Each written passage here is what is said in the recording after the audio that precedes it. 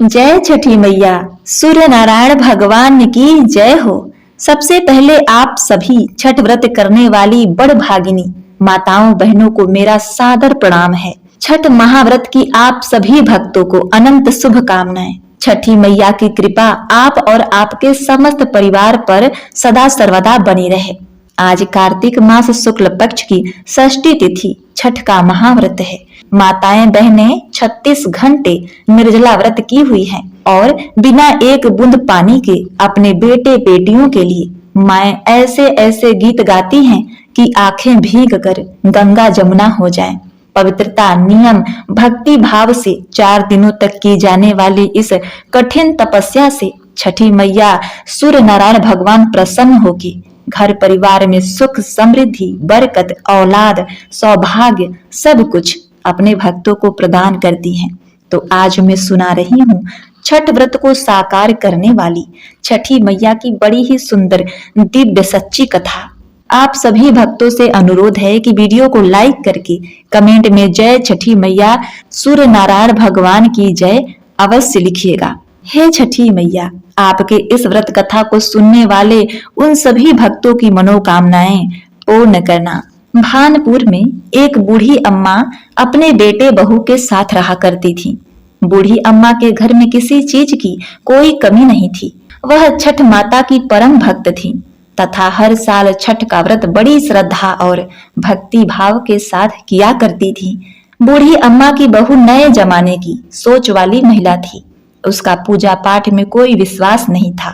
जब कार्तिक मास के शुक्ल पक्ष की चतुर्थी आई तो बूढ़ी माँ बहुत खुश थी, क्योंकि आज से छठ का 4 दिवसीय पावन त्योहार शुरू हो रहा था और अम्मा घर की सफाई में लगी हुई थी। उसने अपने बेटे को आम की लकड़ी तथा पूजा की सभी सामग्री लाने के लिए बाजार भेज दिया। अम्मा ने अपने बेटे के सलामती के लिए छठ का व्रत किया। बूढ़ी अम्मा ने अपने बहू से भी छठ माता का व्रत करने को कहा। तब बहू कहने लगी, अरे अम्मा, यह सब बेकार की बातें हैं। हमें इन सब में कोई विश्वास नहीं। इससे क्या होगा? बूढ़ी अम्मा की बहू उन पर हंसने लगी और बोली, अम्मा, दुनिया कहां से कहां चली गई है। लोग आसमान को छू रहे हैं और आप आज भी इतनी अंधविश्वासी हो। पढ़ी लिखी बहू का छठी मैया के परम भक्त बूढ़ी अम्मा पर कोई असर नहीं हुआ। वह तो बस अपनी तैयारी करती रही। बहू फिर बोली कि अम्मा, यह सब बेकार की बातें हैं। इस उम्र में 3 दिन तक भूखी रहोगी तो खुद भी मुसीबत में पड़ जाओगी। ना जाने क्यों भूखे प्यासे लोग खुद को सताते हैं। नई बहू की बातें सुनकर बूढ़ी अम्मा मुस्कुराई और बोली, बहू, शादी के बाद मेरे संतान नहीं हो रही थी, तब मैंने इन्हीं छठी मैया के व्रत को किया। तब छठी मैया ने मेरी पुकार सुनी और यह तेरा पति छठी मैया का ही प्रसाद है। तू भी इस वर्ष छठी मैया का व्रत कर। माता तेरी भी पुकार सुनेंगी, तेरी गोद भी हरी हो जाएगी। प्रिय भक्तगणों, नए युग की नए सोच वाली बहू किसी का कहा सुनने वाली नहीं थी। बोली, मैं पूजा पाठ नहीं करने वाली। सुंदर पति मिला है, जीवन में हर सुख मिला है, आलीशान घर है, दिन रात मस्त रहती हूँ। पूरे गांव में मुझ जैसा धनवान कोई नहीं है। सासू माँ इस दुनिया में कर्म प्रधान है, मुझे कोई दुख नहीं है। तब बूढ़ी अम्मा अपनी बहू को छठ माता की महिमा बताते हुए एक पौराणिक कथा सुनाती हैं। अम्मा बोली, बहू, बहुत समय पहले की बात है। प्रियव्रत नाम के एक प्रसिद्ध राजा थे। उनके पिता का नाम था स्वयंभू मनु। प्रियव्रत बहुत ही सदाचारी और धार्मिक प्रवृत्ति के मनुष्य थे। विवाह के कई वर्षों के बाद भी उन्हें कोई संतान नहीं हुई। तब ऋषि कश्यप ने उन्हें पुत्रेष्टि यज्ञ कराने की सलाह दी। राजा प्रियव्रत ने पूरे विधि विधान के साथ पुत्रेष्टि यज्ञ का अनुष्ठान किया। पुत्रेष्टि यज्ञ के प्रभाव से प्रियव्रत की पत्नी ने स्वर्ण के समान सुंदर एक पुत्र को जन्म दिया, परंतु वह पुत्र मरा हुआ पैदा हुआ था। राजा प्रियव्रत उस मृत बालक को लेकर शमशान में गए और उसे एकांत भूमि में पुत्र को छाती से चिपका कर बिलख बिलख कर रोने लगे। इतने में वहां पर एक दिव्य विमान दिखाई दिया जो शुद्ध स्फटिक मणि के समान चमकने वाला एक विमान अमूल्य रत्नों से बना था। उस विमान पर बैठी हुई मन को मोह लेने वाली एक परम सुंदरी देवी को राजा प्रियव्रत ने देखा। उस देवी को देखकर राजा ने बालक को भूमि पर रख दिया और बड़े आदर के साथ देवी की स्तुति की। वह देवी स्कंद भगवान की प्रिय पत्नी षष्ठी देवी थी। उनका शांत विग्रह ग्रीष्मकालीन सूर्य के समान चमचमा रहा था। उन्हें प्रसन्न देखकर राजा ने पूछा, हे देवी, हे माँ, तुम कौन हो? राजा प्रियव्रत की बात सुनकर देवी ने उनसे कहा, राजन, भगवती मूल प्रकृति के छठे अंश से प्रकट हुई मैं षष्ठी देवी हूँ और इस संसार में छठी नाम से प्रसिद्ध हूँ। इस प्रकार कहकर छठ माता ने उस बालक को उठा लिया और अपने प्रभाव से उसे पुनर्जीवित कर दिया। जब राजा ने देखा तो वह स्वर्ण के समान सुंदर प्रभाव वाला बालक हंस रहा था। अभी राजा प्रियव्रत उस बालक की ओर देख ही रहे थे कि छठ माता उस बालक को लेकर आकाश में जाने लगी। यह देखकर राजा के कंठ, होठ और तालु सूख गए। उन्होंने माता की स्तुति की। तब प्रसन्न हुई माता ने कहा, हे राजन, तुम सूर्य, प्रकृति, जल तथा वायु की पूजा कराओ, स्वयं भी करो। प्रकृति की आराधना से तुम और समस्त संसार वर्ष भर सुखी, स्वस्थ और निरोगी रहेंगे और दीर्घ आयु होंगे। माता के मुख से ऐसा सुनकर तब राजा प्रियव्रत ने सूर्य, उषा, जलवायु तथा छठ माता का व्रत किया और पूजा की, जिससे प्रसन्न होकर छठ माता ने राजा को उनका पुत्र दे दिया। तब से कार्तिक शुक्ल पक्ष की षष्ठी के अवसर पर सूर्य, उषा, प्रकृति, जलवायु तथा षष्ठी माता की पूजा की जाने लगी। तब बुढ़ी अम्मा ने बहू से कहा, बेटी, छठ माता की महिमा तो ऐसी ही है। स्वयं भगवान श्री राम तथा सीता माता ने भी छठ का व्रत करके भगवान सूर्यदेव का आशीर्वाद प्राप्त किया था। महाभारत काल में दानवीर कर्ण और पांडव ने भी छठ का व्रत किया था। यह बात सुनकर वह आधुनिक युग वाली बहू बोली, यह सब मन गढ़ंत कहानियां हैं, मैं इस पर विश्वास नहीं करती। यह सुनकर बुढ़ी अम्मा छठ माता से क्षमा मांगने लगी और बहू को फिर से समझाने की कोशिश करती हैं कि बेटी, हजारों सालों से चली आ रही इस परंपरा का मजाक मत उड़ाओ तथा तुम भी अपने पति की दीर्घ आयु और अपने पुत्र प्राप्ति के लिए छठ माता का पूजन करो। बूढ़ी अम्मा की बातों को अनसुना करके बहू वहां से चली गई। बूढ़ी अम्मा ने बड़ी श्रद्धा के साथ नहाए खाए का दिन किया। उधर बहू ने पूरा दिन घर के बाहर मौज मस्ती में बिता दिया। अगले दिन छठ के पर्व का दूसरा दिन यानी कार्तिक मास की शुक्ल पक्ष की पंचमी तिथि आई, जिसे खरना या लोहंडा के नाम से जाना जाता है। अब संध्या काल में बूढ़ी अम्मा ने अपनी बहू को खीर रोटी का प्रसाद दिया तो फिर से बहू ने कहा, माँ, इतना कठिन निर्जला व्रत क्यों कर रही हो? अपने शरीर को कष्ट क्यों दे रही हो?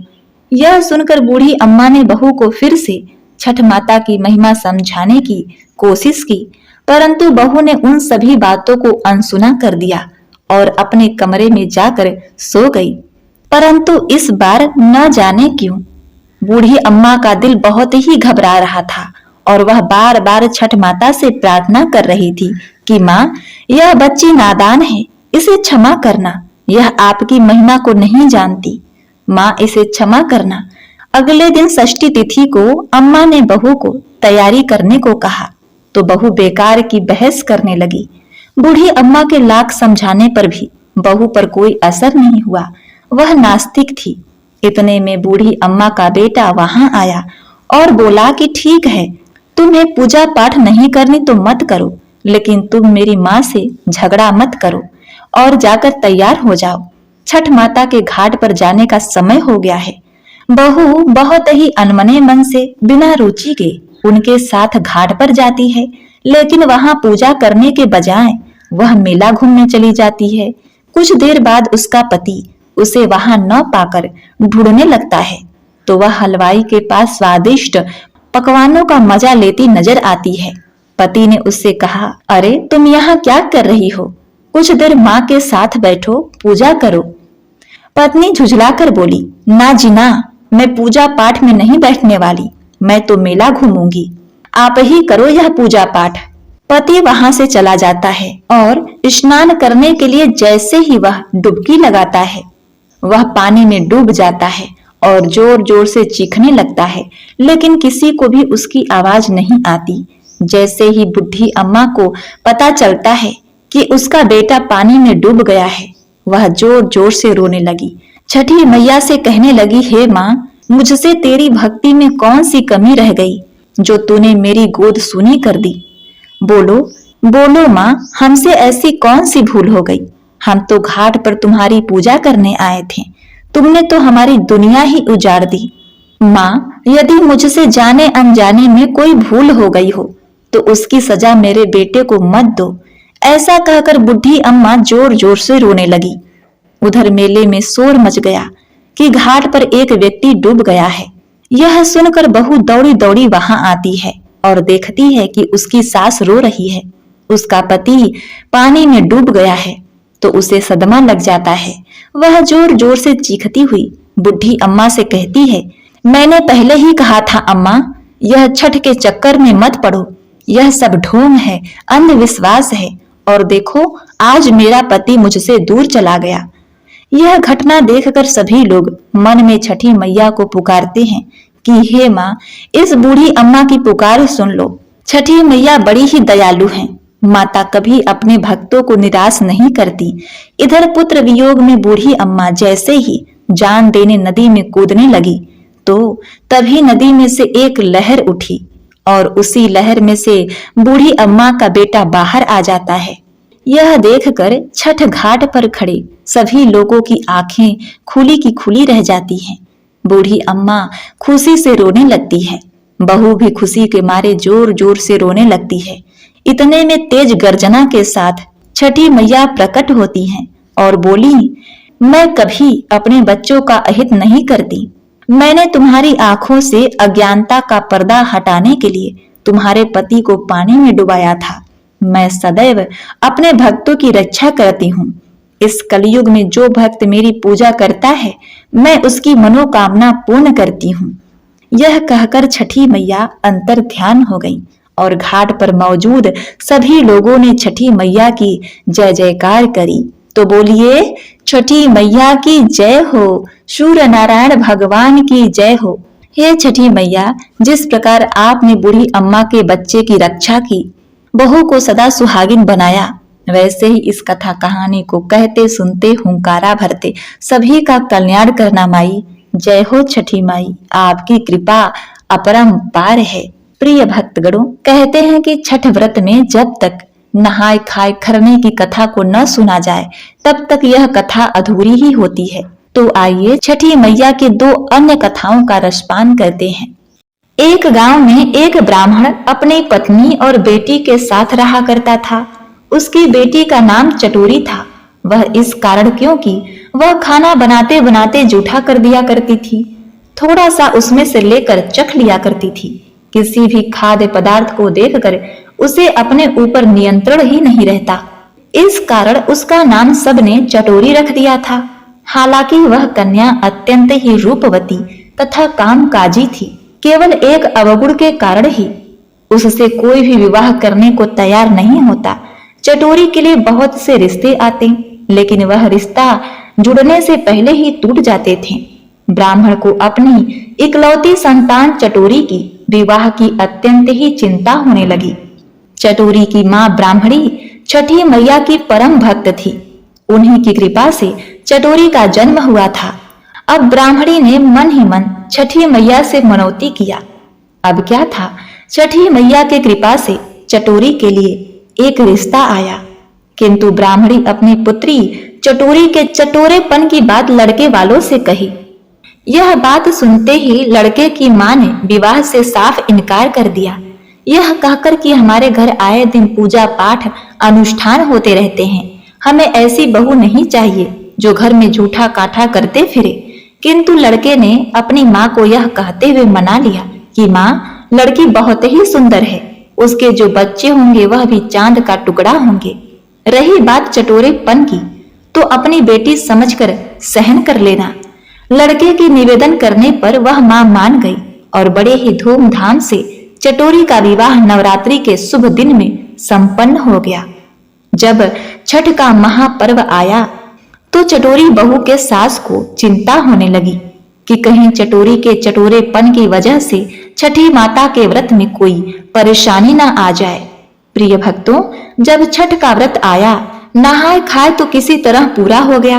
पहले दिन सब कुछ ठीक रहा, किंतु अब तो खरना के दिन खीर बनाने के साथ प्रसाद भी बनाना था और चटोरी को प्रसाद जूठा करने से भी रोकना था। इन सभी बातों को सोचते हुए सास ने एक उपाय निकाला। सास ने गेहूं को धोकर सुखाकर उसे चक्की में पिसवा दिया। अब जब चटोरी ने देखा कि इतना सुंदर आटा है तो उसके मन में आया कि क्यों ना मैं इसकी लिट्टी लगाकर खा लूं। अब ना चाहते हुए भी उसको बहुत मन कर रहा था लिट्टी खाने का, लेकिन अब क्या करे, सास की वजह से वह लिट्टी बना भी नहीं सकती थी। चटोरी तो किसी तरह मौका देख रही थी कि कहाँ समय मिले और कहाँ वह लिट्टी बनाकर खाए। और उधर उस सास ने चटोरी से कहा कि बहू, तुम नदी से एक घड़ा पानी ले आओ जो कि बहुत दूर है। जब तुम नदी से पानी लाओगी तभी प्रसाद बनेगा। यह सुनकर चटोरी बहुत ही प्रसन्न हो गई। वह चोरी से एक अंजुली आटा अपने आंचल में छुपा लेती है और घड़ा लेकर नदी की तरफ चली जाती है। अब इधर सास तो प्रसन्न हो रही थी, सोच रही थी कि चटोरी चली गई, अब बिना विघ्न के, बिना जूठा काठा के वह सफाई से प्रसाद बना लेगी। चटोरी जब नदी पर पहुंची तो नदी के तट पर एक पत्थर था। उस पत्थर पर उसने आटा को रखकर गूंथ लिया, लिट्टी का आकार दे दिया। अब उसे रही बारी पकाने की। आग पर लिट्टी लगा दी और उस लिट्टी को एक पत्ते में लपेटकर अपने आंचल में छुपा लिया। घड़े में पानी भरकर वह रास्ते में चली आ रही थी। आते आते अब चटोरी को भूख बहुत तेज लग गई थी। उसने सोचा बिना किसी चीज के वह लिट्टी कैसे खाएगी। अब रास्ते में एक सूर्य भगवान का मंदिर पड़ता है। मंदिर में देखती है कि ढेर सारे घी के दिए जल रहे होते हैं। चटोरी यह सोचती है कि यह घी तो फालतू में बर्बाद ही हो रहा है, तो क्यों ना मैं इस घी को अपनी लिट्टी पर लगाकर खा लूं। मेरा पेट भी भर जाएगा और स्वादिष्ट भी हो जाएगा। अब ऐसा सोचकर चटोरी ने जल्दी से सभी दियों से घी निकाला और उस घी को लिट्टी पर चुपोड़कर लगाकर पेट भर खा लेती है। जब लिट्टी खा लेती है तब उसने अपने घड़े से पानी पिया और अपने घर की तरफ चली आती है। आते आते उसे संध्या हो चुकी थी। सास बहुत खुश थी। उसने सोचा कि चलो आज का दिन पूरा हुआ। अब सास जल्दी से सारा सामान, पूजा की सामग्री लेकर घाट पर चली जाती है। अब दूसरे दिन जब लोग सूर्य भगवान के मंदिर में जाते हैं उनकी पूजा करने के लिए, तो उन्होंने देखा सूर्य भगवान का जीभ बाहर निकला हुआ था। सबको देखकर बहुत हैरानी होती है। लोग सोचते हैं यह कहीं अपशगुन तो नहीं। इसके लिए लोगों ने भगवान सूर्यदेव से बहुत प्रार्थना किया कि हे भगवान, आप अपना जीभ अंदर कर लीजिए, कहीं यह अनिष्ट का प्रतीक तो नहीं। हे भगवान, हमसे क्या गलती हो गई है। लेकिन सूर्य भगवान अपना जीभ अंदर करने को मानते ही नहीं। बड़े बड़े विद्वान पंडित आकर थक गए, सूर्य भगवान माने ही नहीं। वे तो चटोरी के चटोरेपन के वजह से ही सूर्य भगवान की जीभ बाहर आ गई थी। अब उस नगर के राजा ने घोषणा करवा दी कि जो भी कोई सूर्य भगवान के जीभ को अंदर कर देगा, मैं उसे मन चाहा इनाम दूंगा। यह बात चटोरी ने भी सुन ली। चटोरी जल्दी से सूर्य भगवान के मंदिर में पहुंची और कहती है, महाराज, मैं सूर्य भगवान के जीभ को अंदर कर सकती हूँ। चटोरी की बात सुनकर सब लोग बहुत ही हंसने लगे कि इतने बड़े बड़े विद्वान महापंडित हैं जो कोई कुछ नहीं कर पाया, और यह चटोरी जो दिन भर चाटती खाती रहती है, दिन भर सभी चीजों को जूठा करती रहती है, भगवान का पूजा पाठ भी नहीं करती, और यह सूर्य भगवान के जीभ को अंदर कर देगी, ऐसा कैसे हो सकता है। लेकिन चटोरी ने कहा, नहीं, मैं कर सकती हूँ। ऐसा कहते हुए चटोरी मंदिर के अंदर जाती है। दरवाजा अंदर से बंद कर लेती है और भगवान से बहुत ही प्रार्थना करती है, मान मनौती करती है, क्षमा याचना करती है। लेकिन सूर्य भगवान नहीं मानते, उनका जीभ अंदर नहीं जाता। अब तो चटोरी परेशान हो गई। उसे आया बहुत तेज गुस्सा। उसने जोर से अपनी मुट्ठी बांधी और खींचते हुए भगवान से कहा, हे भगवान, अगर आपने अपना जीभ अंदर नहीं किया तो मैं आपके जीभ पर एक मुक्का मारूंगी। आपका जीभ कटकर धरती पर गिर जाएगा। फिर तो राजा पूछेंगे तो मैं राजा से कह दूंगी कि मैंने जीभ को अंदर कर दिया और उस कटे हुए जीभ को कहीं फेंक दूंगी। भोली चटोरी की बातों को सुनकर सूर्य भगवान मुस्कुराए और छठी माता भी अपनी उस भोली कन्या को क्षमा कर देती हैं। अब क्या था, सूर्य भगवान डर के मारे अपने जीभ को अंदर कर लेते हैं और जब राजा को पता चलता है कि चटोरी ने भगवान सूर्य देव का जीभ अंदर कर दिया है, सभी लोग सूर्य भगवान की जय जयकार, छठी मैया की जय हो का नारा लगाने लगे। चटोरी ने राजा से कहा, महाराज, आप कुछ भूल गए हैं। आपने मुझसे वादा किया था कि मैं जो भी मांगूंगी आप देंगे। राजा ने कहा, बिल्कुल, मैंने कहा था। तब चटोरी ने कहा, महाराज, आप मुझे अपना आधा राजपाट दे दीजिए और अपने जैसा एक महल बनवाकर मुझे दीजिए, जहां पर मैं और मेरी सासू मां कुशल पूर्वक अच्छे से खुशी खुशी रहें। अब राजा भी अपने वचन से फिर नहीं सकता था। राजा ने चटोरी को आधा राजपाट दे दिया। अब चटोरी रानी बन गई थी और उसका पति और सास ससुर खुशी खुशी साथ रहने लगे। प्रिय भक्तों, किसी को भूल कर भी छठ पूजा में जूठा काठा नहीं करना चाहिए, ना ही किसी चीज को अपवित्र करना चाहिए। इसका बड़ा ही भयानक परिणाम होता है। छठी मैया बहुत ही क्रोधित हो जाती हैं और जब प्रसन्न होती है ना तो अन्न धन का भंडार भर देती हैं, सौभाग्यवती बनाती हैं, पुत्रवती बनाती हैं। पूरा घर सुख संपन्नता से भर जाता है। प्रिय भक्तगणों, अब आइए सुनते हैं छठ व्रत की दूसरी कथा।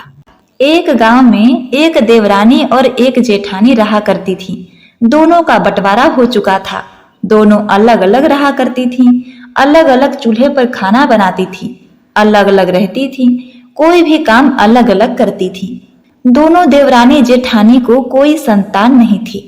देवरानी बड़े ही अच्छे स्वभाव वाली और सीधी साधी महिला थी और जेठानी थोड़ी सी क्रूर और गुस्से वाली थी।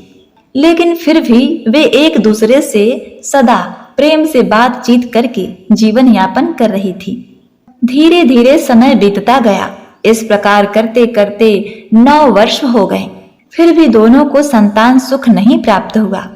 एक दिन की बात है, देवरानी जेठानी अपने घर के बाहर बैठी हुई थी तो आस पड़ोस की महिलाएं वहां बैठकर आपस में बात कर रही थी कि कार्तिक मास आ गया है, हमें नियम धर्म से भोजन करना चाहिए, नियम धर्म से भोजन बनाना चाहिए, तुलसी माता की सेवा करनी चाहिए और छठ व्रत वाले दिन बड़े ही नियम धर्म से साफ सफाई से उसका पालन करना है। उन सब की बातें सुनकर देवरानी जेठानी उन सब से पूछने लगी कि इस व्रत को करने से क्या फल मिलता है, इससे क्या होता है। तब पड़ोसन बोली, सूर्य षष्ठी व्रत है ये, कार्तिक के शुक्ल पक्ष का प्रधान व्रत है ये।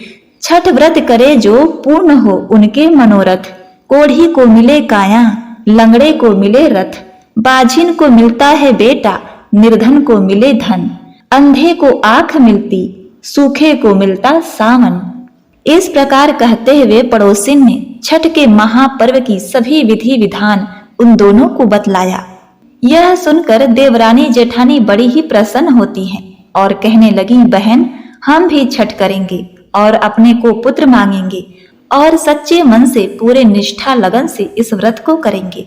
दोनों अपने अपने घर आईं। कुछ दिनों बाद कार्तिक मास शुक्ल पक्ष की चतुर्थी तिथि आई। उन दोनों ने चतुर्थी के दिन नियम धर्म से भोजन बनाया। लौकी का सब्जी, चने का दाल बनाया, चावल घी में भोजन बनाया और भोजन बनाकर दोनों बड़े प्रेम से भोजन की। जो देवरानी थी वह अपने आस पड़ोस में भी उस प्रसाद को थोड़ा थोड़ा बांट देती है और थोड़ा सा कुत्ते के लिए निकाल देती है थोड़ा सा गौ माता के लिए, थोड़ा सा बछिया के लिए, और एक पत्ते पर पंछी रानी को रख देती है। और जो जेठानी थी उसने प्रसाद बनाने के बाद किसी को भी नहीं दिया और चुपचाप खा ली। इस प्रकार से नहाय खाए का दिन तो पूर्ण हो गया। अगला दिन आया खरना लोहंडा का। इस दिन देवरानी जेठानी ने पूरे दिन उपवास रखा और संध्या के समय विधि पूर्वक साफ सफाई से भगवान के प्रसाद के लिए खीर बनाया। खीर बनाने के बाद देवरानी ने तो उस खीर प्रसाद को भगवान को भोग लगाकर छठी मैया को चढ़ाकर अपने खाने के लिए उसने जैसे ही थाली में खीर परोसा, उसे याद आया कि उसने तो घी का दिया जलाया ही नहीं। अब घी का दिया लेने के लिए वह अलग कमरे में गई। अब इधर जेठानी ने भी पूरे श्रद्धा भाव से खीर बनाया। खीर बनाने के बाद वह भगवान को भोग लगाकर बिना किसी को बुलाए, बिना खीर प्रसाद वितरण किए खुद खीर खाने के लिए बैठ गई। फिर उसे भी याद आया कि उसने भी दिया नहीं जलाया है। वह भी दिया लेने के लिए अन्य कमरे में गई। तभी अचानक 2 कुत्ते उनके घर में घुसे और भोजन खाने लगे। अंदर से चप चप की आवाज आई तो दोनों अपने अपने कक्ष के भीतर जाकर देखने लगी। देवरानी ने कुत्ते को खीर खाते देखा तो कुछ नहीं बोली तथा बर्तन में बची हुई बाकी खीर भी बड़ी श्रद्धा के साथ उसके आगे डाल दी। लेकिन जेठानी थाली में मुंह मारते हुए कुत्ते को देखते ही आग बबूला हो गई। उसने कमरे का द्वार बंद कर दिया और डंडा लेकर कुत्ते को इतना मारा कि उसके कमर की हड्डी तोड़ दी। उसकी आंख फूट गई, उसका पैर टूट गया। कुत्ता अधमरा हो गया। जैसे तैसे चिल्लाते चीखते हुए वह जान बचाकर वहां से भागा। अब जब दोनों कुत्ते बाहर मिले तो एक दूसरे का हाल पूछने लगे। जो कुत्ता देवरानी के यहाँ गया था वह बोला, मैं जिसके कमरे में गया था वह स्त्री तो बड़ी ही भली है। मुझे खीर खाते देखकर भी वह मुझे कुछ नहीं कही, बल्कि बर्तन में खीर खत्म हो जाने के बाद उसने उसमें और खीर डाल दी ताकि मैं भर पेट खा सकूं। उसने तो मेरी आत्मा ऐसे तृप्त की है कि मेरी तो छठी माई से यही कामना है कि मरने के बाद मैं उसी का पुत्र बनूं और जीवन भर उसकी सेवा करके इस ऋण को चुकाता रहूं। जिस प्रकार उसने मेरी आत्मा को तृप्त किया है उसी प्रकार मैं उसकी आत्मा को तृप्त और प्रसन्न करता रहूं। अब तुम बताओ कि तुम्हारे साथ क्या हुआ, क्या बीती? देखकर लगता है कि तुम्हारी तो बहुत पिटाई हुई है। दूसरा कुत्ता बड़ी ही दुखी स्वर में कराहता हुआ बोला, हे मित्र, तुम्हारा अनुमान एकदम ठीक है भाई। आज से पहले मेरी ऐसी दुर्गति कभी नहीं हुई थी। पहले तो थाली में मुंह मारते ही सारा जबड़ा हिल गया। फिर भी भूख से परेशान होकर मैंने 2-4 कौर खाए। वैसे ही वह दुष्टा आ गई और कमरा बंद करके डंडे से उसने मुझे इतना मारा कि मेरी कमर तोड़ दी, आंख फोड़ दी, पैर की हड्डी टूट गई। मैं तो छठी माई से यही निवेदन करता हूँ कि अगले जन्म में मैं उसका पुत्र बनकर उससे बदला चुकाऊं। जैसे उसने मार मार कर मेरी कमर तोड़ी वैसी ही भीतरी मार से मैं उसका हृदय और कमर तोड़ डालूं। देवरानी ने अपने बनाए हुए संपूर्ण खीर को उस कुत्ते को खिला दिया था, इसलिए उसने दोबारा से बर्तन धोए, साफ सफाई की और पुनः आग जलाकर खीर पकाई। खीर पकाने के बाद उसने फिर से भगवान को छठी मैया को भोग लगाई और आस पड़ोस में फिर से उसने खीर वितरण किया। उसके बाद याचमन करके खीर को बड़े ही प्रेम श्रद्धा पूर्वक ग्रहण किया। इधर जो जेठानी थी वह गुस्से में आग बबूला हो गई थी। उसने दोबारा न तो खीर बनाई न ही घर की सर सफाई की।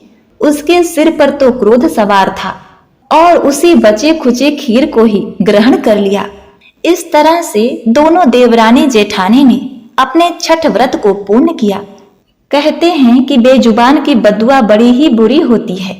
इसे दैव योग ही कहा जाएगा कि दूसरा कुत्ता जो मार खाया हुआ था वह शीघ्र ही जेठानी के द्वार पर ही मर गया।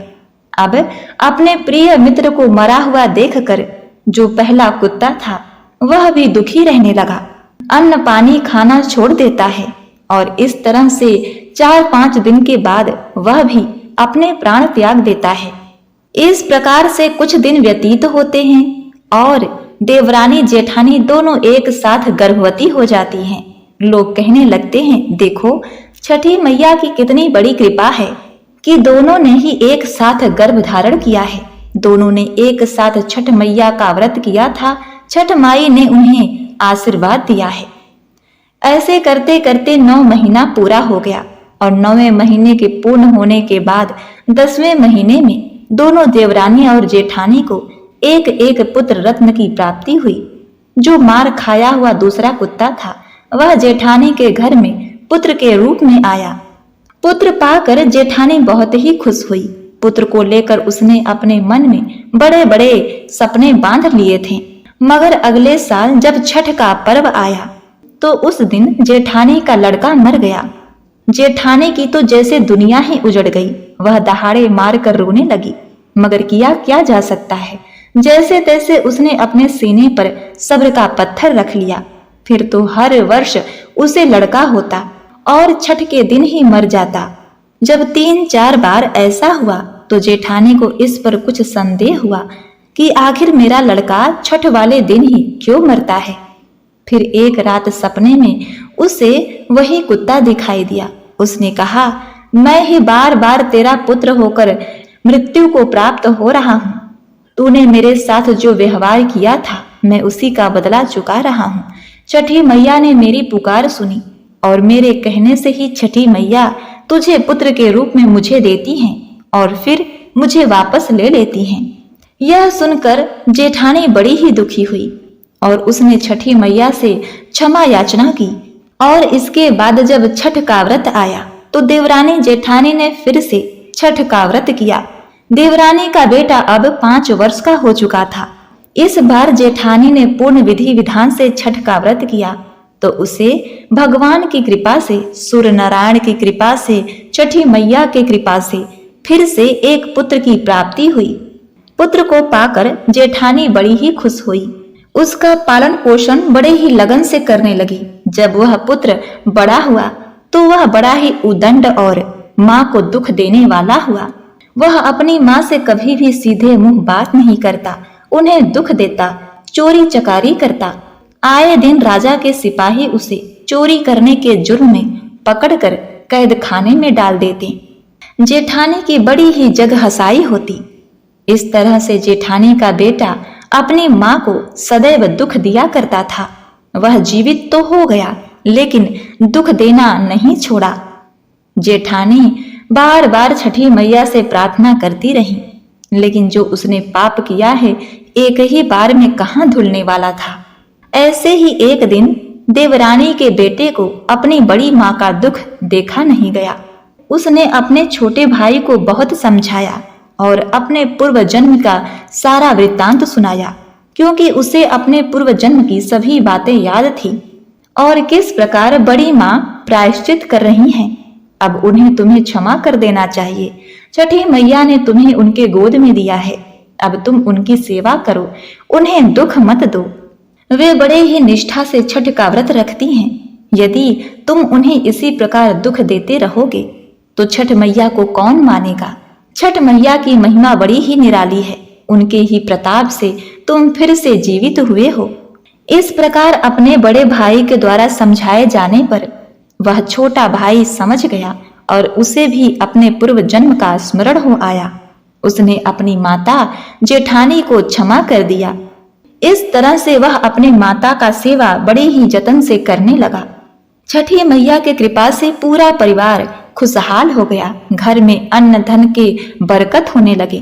देवरानी जेठानी पुत्रवती अखंड सौभाग्यवती हुई। उनके घर परिवार में सुख समृद्धि खुशहाली पुनः वापस आ गई। तो हे छठ मैया, आपकी कृपा बड़ी ही अनंत है, बड़ी ही अनोखी है। हे माता, छठ व्रत करने वाले सभी महिलाओं पर अपनी कृपा दृष्टि बनाए रखना। तो बोलिए छठी मैया की जय हो।